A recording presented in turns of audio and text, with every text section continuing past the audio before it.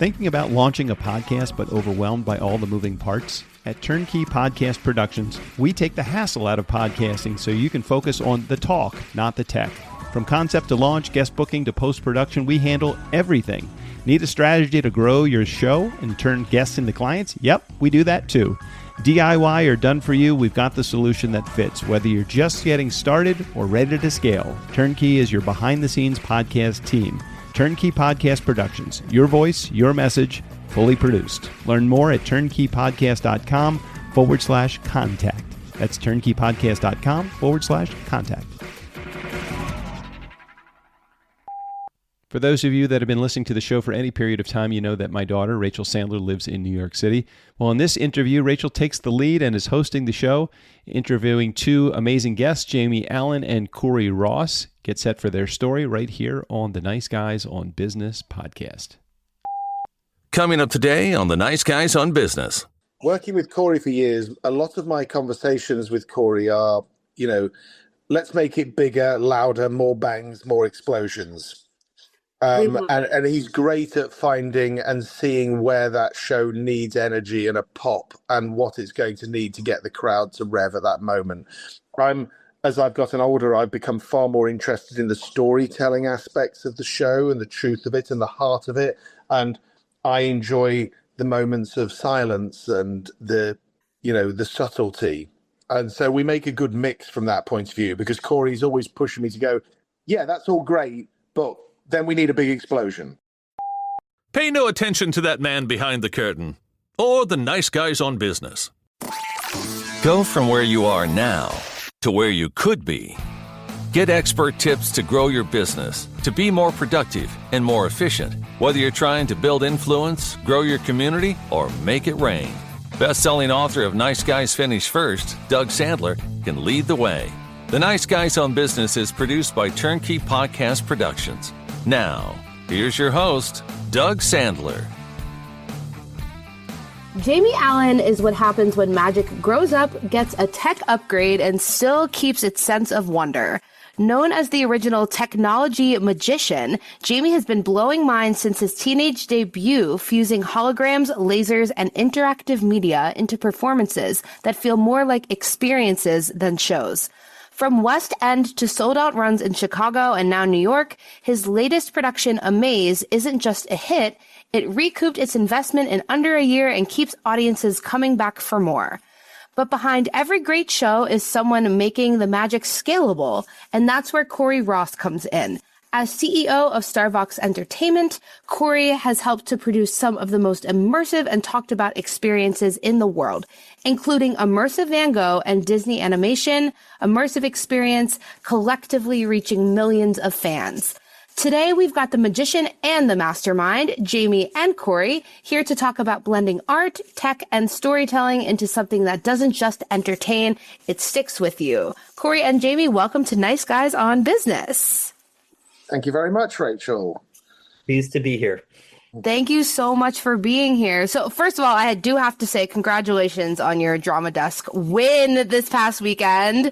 How did it feel to win that award? It was amazing, right? Because for us to think that we can have magic embraced by the theatre community, that was always the dream of this show. A lofty ambition that Corey and I set ourselves was, can we make a magic show feel like theatre and art and have some truth and genuine emotion to it? I think that's what we've hopefully achieved. And yeah, the Drama Desk, just the nomination would have been incredible to get a win. We were nominated for 2 and we won 1, so just exceeded our expectations. I couldn't believe it. And then as for the business side of winning a Drama Desk, that's still ahead of us. I'm really curious to see. We will leverage it in our marketing, hopefully to give us a little bit more, even more credibility in our marketing. But I'm also curious to see how it helps us stand apart from, there's lots of other magicians out there, but not too many who have Drama Desk awards. How it helps this show stand out from the crowd and possibly find opportunities for it to tour or to go to other markets where there might be a local presenter who will recognize it more now or be more curious about it and be more likely to license it from us because we have this award. Oh yeah. Is that kind of in the future plans, having the show be licensable or having it go out on the road? We're still developing the future plans, and in a normal story of a show, that's part of the plan. I'm really curious as to how long a magic show can last in New York. Maybe it'll be here for years and years and years, and it won't be available elsewhere. Or maybe there's plans that can combine that. We want to reach the most number of people from a business perspective. We want to bring in the most amount of money, and how to do that is still to be developed. Great. Well, that makes a lot of sense. It seems like that does seem to be the model. A show starts in New York or elsewhere, then it goes on tour, and then people can see it in their own city who, aren't able to make it to New York or London or wherever the show happens to be running. So that would be a really great way to get more eyes on the show. Well, it's interesting, Rachel, because the show started off as it was originally designed to fix a problem, which was that I live in the United Kingdom primarily, and we were touring in and out of the States. But it was quite hard to string certain shows together, and the cost of trucking and accommodation between dates. So I'd said to my business partner, Tommy, could we come up with a show that could just be me, you, and my wife, Natalie? Could we do it so that we could get into a small thing so that when we're not touring the big show, we could have something small that we could put on a plane? So we said, yeah, let's write Amaze. And then Amaze ended up being a 2-truck show again. So it kind of, the exact opposite happened to it. It went bigger than the other show ever has. So indirectly, we're back in the same position, but with a far greater product. Oh, sure. Well, that's always how it goes, right? The idea is. Now I live in America, so maybe that's half the battle is also solved. So, is your wife's name? Your wife's name is actually Natalie. Yes. If you're referring to the Natalies in our show, the Natalie and our first cover understudy for Natalie is also called Natalie. So that came from truth. Got it. Because in the show, all of the girls are called Natalie, and I was wondering if that was truly their names. Yeah. So, now everybody that comes into our show is hired as a Natalie, and they all get referred to as the Natalies. Yeah. Understood. Now, for the Drama Desk Award, the award that you won was for puppetry. Is that right? It certainly was. Strange thing for a magic show to win, and it's hard to describe why we won for that without giving away a magical and amazing and surprising moment in the show. So it's hard to dig too deeply into it. But I can say what I've been saying to all my friends, which is this show went through really 3 or maybe 4 phases. We started in Chicago, and then moved to London and played outside the West End, then played the West End in London, and then moved to New York. With Tampa in between. Yeah, no, I have Tampa. We have 5 phases. Anyhow, what I love about producing magic and what I love about my relationship with Jamie is that unlike other things that I produce where I feel like I lack the expertise. I'm not a musical director. I cannot tell someone how to change notes or tones, even though I do produce musicals. But I had an idea how to take, again, I don't want to give away what this surprise is, but how to take something that had been there in the story that Jamie was telling. And I said, we got to make it bigger. We got to make a big 11 o'clock number. And we sat down and brainstormed. So I'm very proud that this little piece that won the award is a piece that I got to participate in a creative way. And beyond sort of helping brainstorm the idea, I'm not the guy that made the puppet. I'm not the guy that figured out the magic around the puppet. I'm not the guy that figured out how to integrate it into the story. All of that is Jamie and other, another Axtel and a guy named Greg Fruin and other people on our team. That's not what I do. But to have won the award out of all of the wonderful and incredible things in the show for something that I actually did have a finger in beyond marketing and budgeting and the things that I normally do, I'm really proud of it, and it's really exciting. Yeah. That is so exciting, Corey. And maybe up next for you, you can produce a full-scale puppet show. It sounds like, maybe that's in your future. It could be. It feels like it could be if it's big. Working with Corey for years, a lot of my conversations with Corey are, let's make it bigger, louder, more bangs, more explosions. And he's great at finding and seeing where that show needs energy and a pop and what it's going to need to get the crowd to rev at that moment. As I've gotten older, I've become far more interested in the storytelling aspects of the show and the truth of it and the heart of it. And I enjoy the moments of silence and the subtlety. And so we make a good mix from that point of view, because Corey's always pushing me to go, yeah, that's all great, but then we need a big explosion. So how did you two meet in the first place? Well, maybe I tell this one because I have a way of telling this. I was innocently sitting in my office, which is in Toronto, and my office at the time happened to be a place where there were many other entertainment producers and marketing agencies, etc. So we all kind of had a little hub in Midtown in Toronto in the Summerhill area. And so I was innocently sitting there, and Jamie's manager, a guy named Steve, wandered into my office, mostly because he was lost looking for someone else.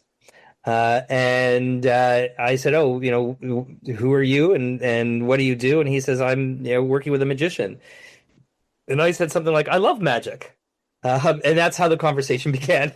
And that's how we met. And what was that, Jamie? Maybe 10 years ago? Yeah, approximately now. It's coming up on a decade, because we did our first actual run of shows started in the fall of 2017, I think. And that was in Chicago. So at that time, was at the Harris. That was and that was at that time. I'd come out of the West End. I'd done a couple of pop-ins with individual shows at the West End, and I'd been in another show that was running in the West End at the time. And I'd also had 3 tours of the UK. And when we met Corey, we wanted to break the States. And that was my first foray into the States, was the Harris Theatre in Chicago, where we still hold the box office record for the most tickets ever sold for a magic show. That was a 1,550 seater, though, the Harris Theatre. So it was a vast space. And I always tried to let people know that that's not because we're saying that. That's not because David Copperfield or Penn and Teller wouldn't have outdone that, but nobody would have been crazy enough as what Corey did to say, let's go in and do the quantity of shows that we did in there. And that's what made it, and it worked as well. That was the other side of the coin. Corey made it work. So we ended up just selling. Some days we do 3 shows a day, 4,500 tickets a day, and we were doing incredible. That's amazing. So it is more of the standard, how would you say, like the more standard schedule for maybe some other magician doing a show to come in and do a very limited run somewhere and then off they go? Yeah, well, my model has always been with Corey. We drop into a place and figure out how to market it and do a lot of shows in there to make it work. But I'll let Corey speak to that. Yeah, I was going to say, look, you've got 2 models for magicians. You've got the touring model, where usually it's a very short period of time that they're in any market. But then you've got what we call the sit-down model, which is mostly concentrated in 2 markets in the world, Vegas and, bizarrely, Branson, Missouri. So let's set aside Branson for a second. There are magicians that sit there and stay there for years. But Vegas, everybody knows that David Copperfield's been there for years. You might know that Penn and Teller have been there for years, that Chris Angel have been there for years. It's a very competitive magic market, but people go there and they stay there and they find success there. And that's how that market's been. When I first started working with Jamie, the idea was, let's find places to go for relatively short stints, a week or 2, and let's do it at the best time of year when we know that the audience for magic and audiences in general are going to be available, interested, and ready to see a show. And so specifically, that's when kids are available. And so specifically in Chicago, we chose the Christmas period. But I think our secret sauce, which Jamie's alluded to, and we're implementing it in New York as well, is the ability when people are available, when the audiences are available, to scale up the number of performances. And so a normal performance week might be 6 to 8 shows, and we would go into go in very concentrated into that Christmas period. And do a lot more than that. And we carried that forward to New York over the Christmas vacation, which is effectively 2 weeks. In New York last year, we did 37 performances. unheard of. The theater hadn't ever experienced that, and we had to organize ourselves very carefully to staff for that and to plan for that and to market for that, so we would sell the tickets. But it allows us, as I said, at the time of year when the demand is the highest, to really capture the most revenue. Which is how the show recouped, really, is by doing those kind of things. Oh, it's hard to recoup a show when you're just trundling along at a pace. You have to have these bumps, which is hard for a Broadway show to do that. Sure, because the typical Broadway or off-Broadway model is we do 8 shows a week. We have 2 days of the week where we have a double show day and then a day off. So in your busy season, so Christmas, Thanksgiving, maybe summer, I'm not sure, what your chosen busy times are, but what does your schedule look like around those times? Around a base model of around 14 shows in a holiday period a week.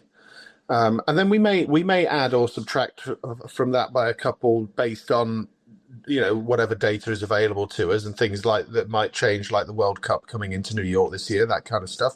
But yeah, we're able to be nimble on our feet, I think. Right. So you're almost doubling the standard. If it's normally 8 and now you're up to 14, that's a lot of shows. So are you doing all of them yourself, Jamie?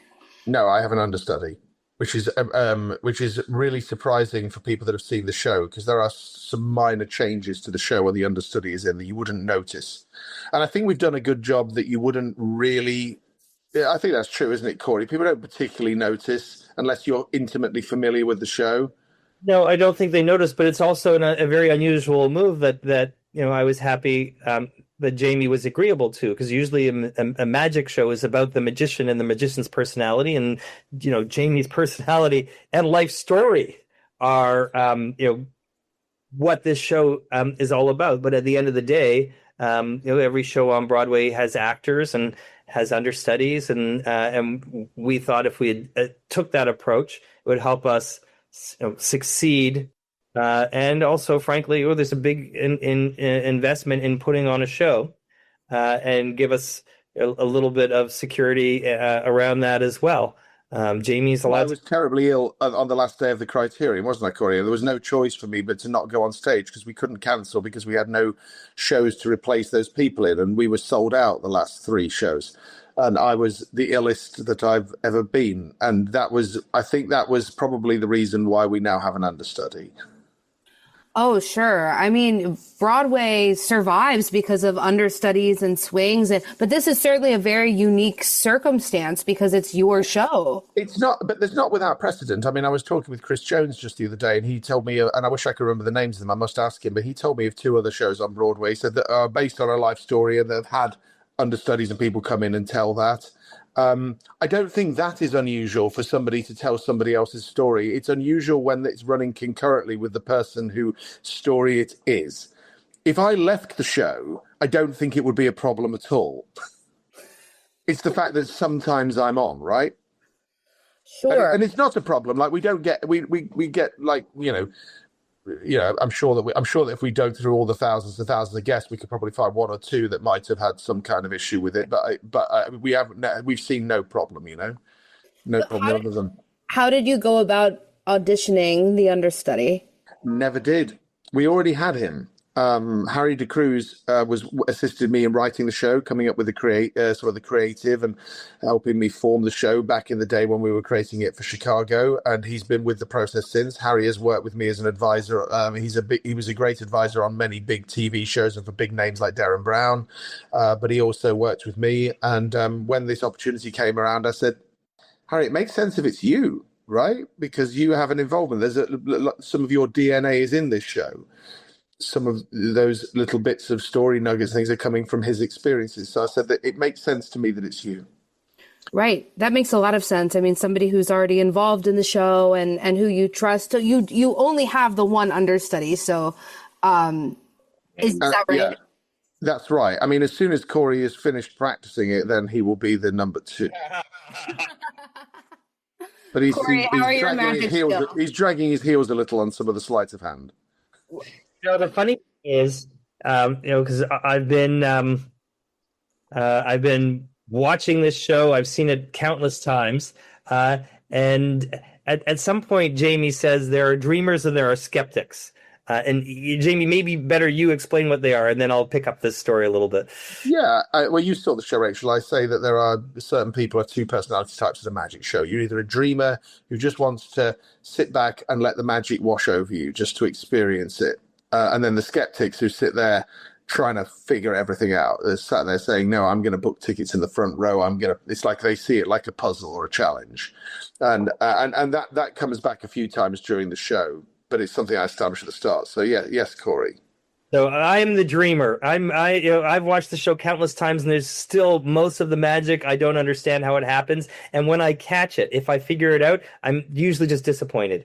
I like to be amazed, and that's I think how most of the audience is.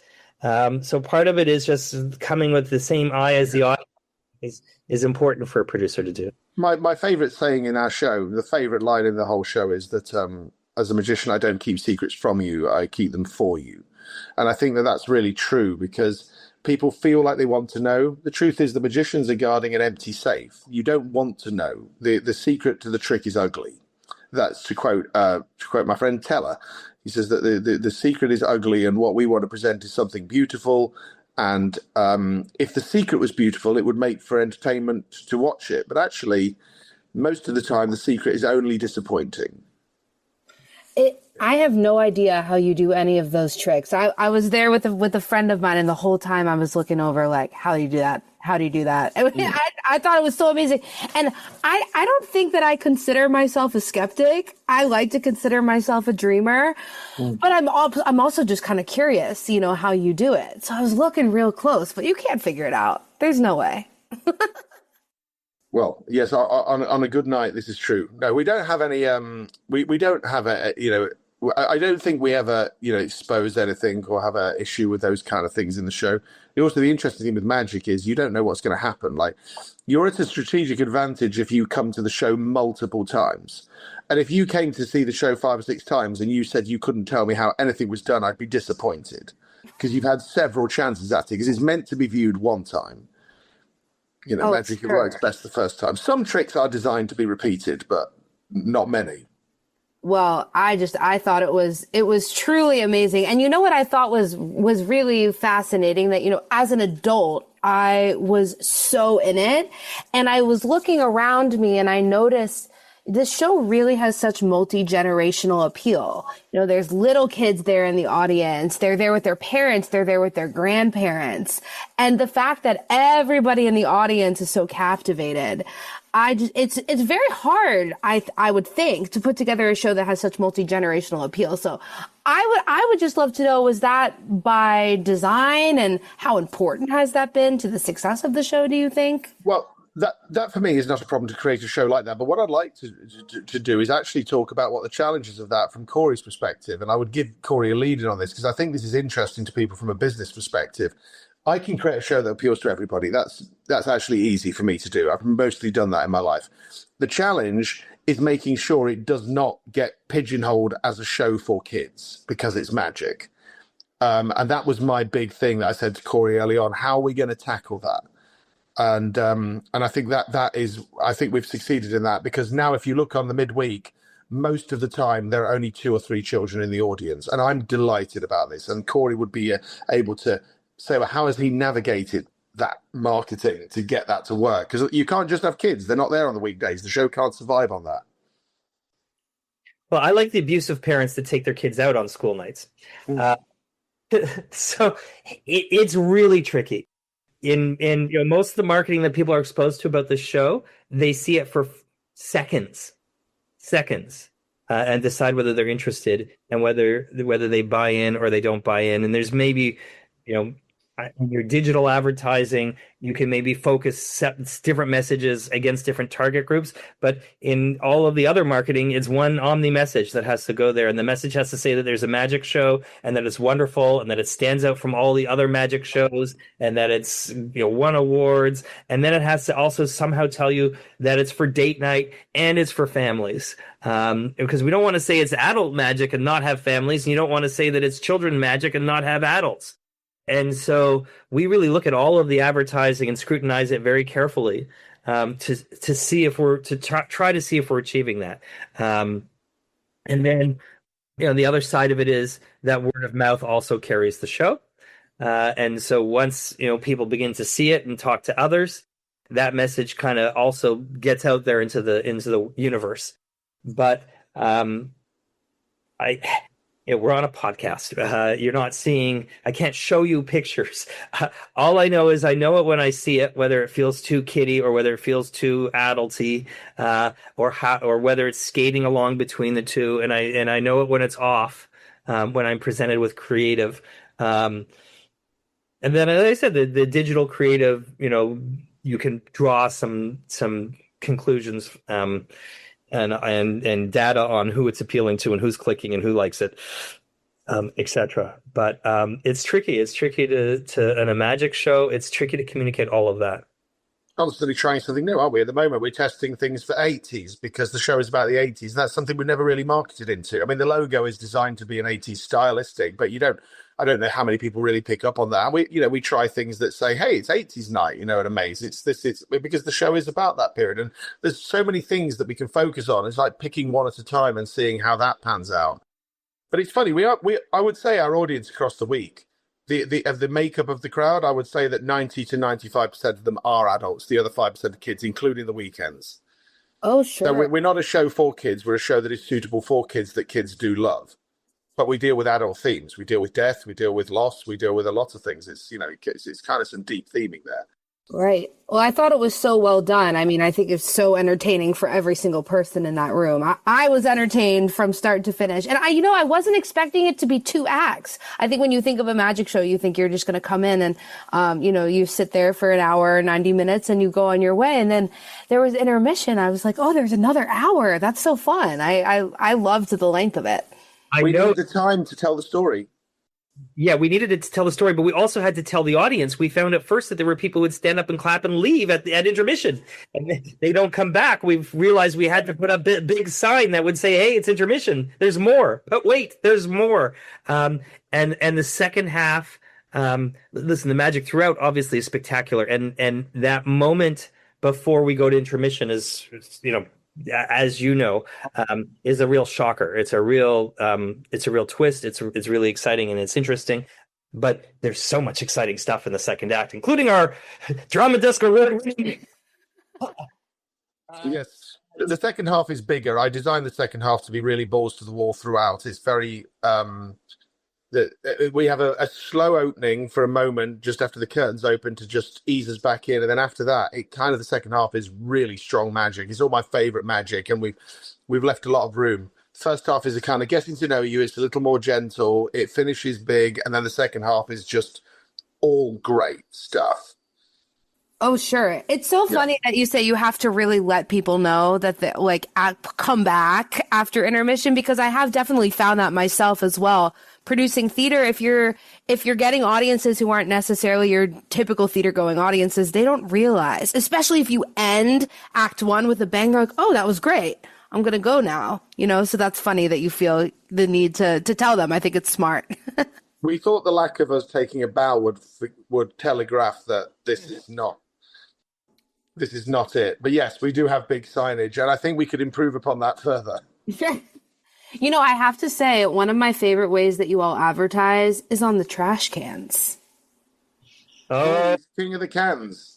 Yeah. You are on every trash can in Times Square.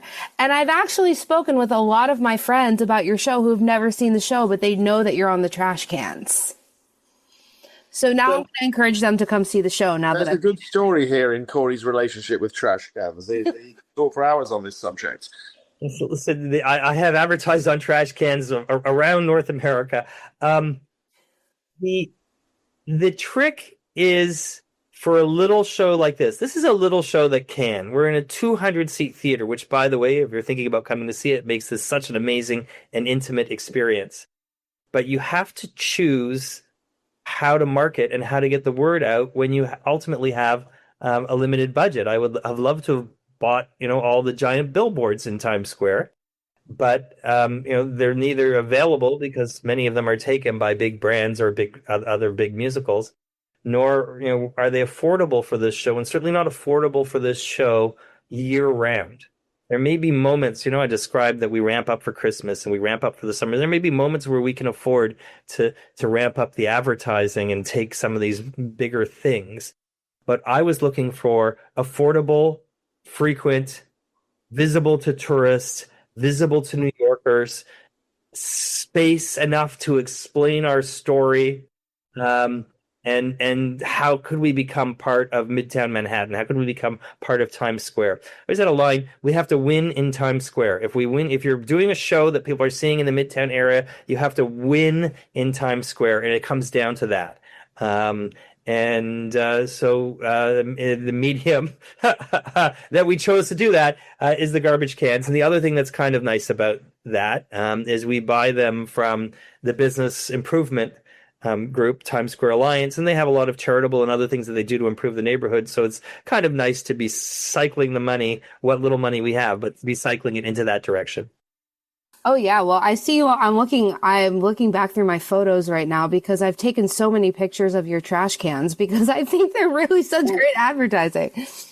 I think that we have like around half of all of them.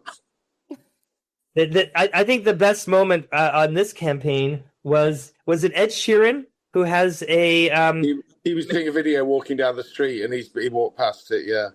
Yeah, in the promo for the documentary on Netflix, we got him walking past an Amaze garbage can. So I don't know if that's broadside as well. So you got the whole thing. It was good, but it was wonderful.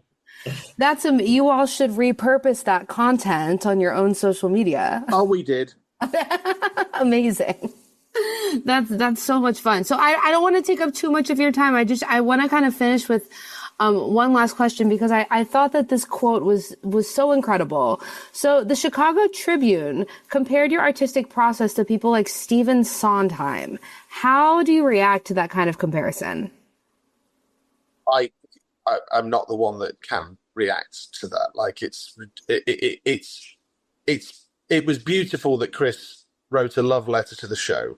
I'm forever indebted to Chris. I didn't know Chris. I'm reasonably friendly with Chris now since he wrote that review, but he keeps his distance, prior. But him writing those things is what led this show. Like I said to Chris, you're a critic. They made a difference in my life. The moment that you wrote that review, when we read it the next day, it was a 4 out of 4 star review. Apologies to Chris that we often put 5 stars on the trash can because he rates out of 4. And we need to convey that message to the average person. So we do take the liberty of putting 5 because it was his maximum score.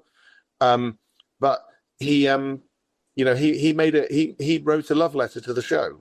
And in fact, that review was so incredible that Corey plastered it in full outside the Criterion Theatre in Piccadilly Circus in the West End. The whole thing just blown up. We're like, just read it. Read the whole thing. We don't need to get pull quotes from this. This is somebody very respected. So yes, it meant the world, but the entire review meant the world to me and my family, and I'm sure to Corey. But what I like about that review, two things. I mean, first of all, that review in many ways is what encouraged me to continue to invest in the show. There's something here. There's something worth growing. It's already had outside critical acclaim. That was important. But particularly that line in the review speaks to Jamie's artistic project here. This is not just a razzle-dazzle magic show. This is a very delicately, intelligently, in a narrative way, put together concept that touches you emotionally, that gives you hope, that's heartfelt, that touches adults and touches kids, but it's completely different than a magic show that anyone would imagine. You get what you imagine. You get we've talked about it, all the wow and how did he do that and all of the magic and balls to the wall magic in the second act and all of that. But there's this artistic core to what's happening. And that's what's completely unusual about this show. And that's why I ultimately thought this show belongs in either London or New York when we started to look for theaters that we found a theater in the West End, but it was only available for 6 weeks. We're like, okay, we're going to try that. We're going to see how that works. And we went from having this wonderful review in the Chicago paper to having Critic's pick from the Times of London, and on the strength of that came to New York and found a place where we could be forever.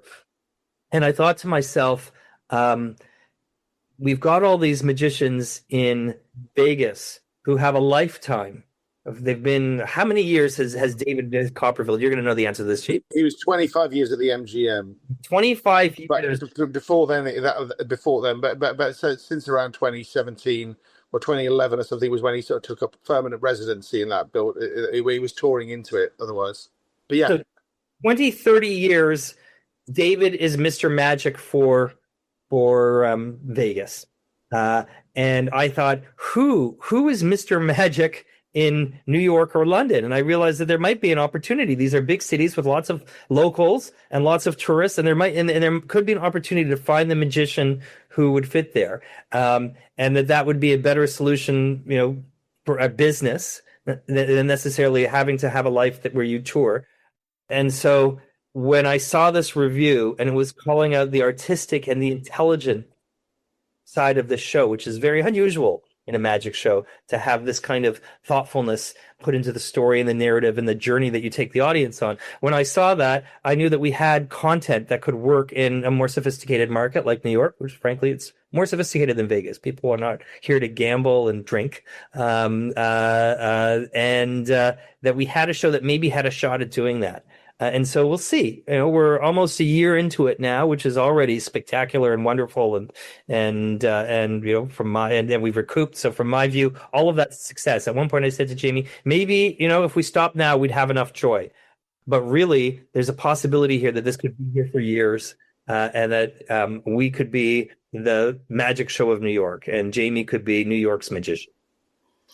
Wow. And now audiences are going to have even more opportunities to see the show, because am I remembering right that you extended again now through January? We have, yes. We're now currently running through January, and watch this space. We'll see how long this ride goes. We have no immediate plans to stop. The public will tell us when that time is.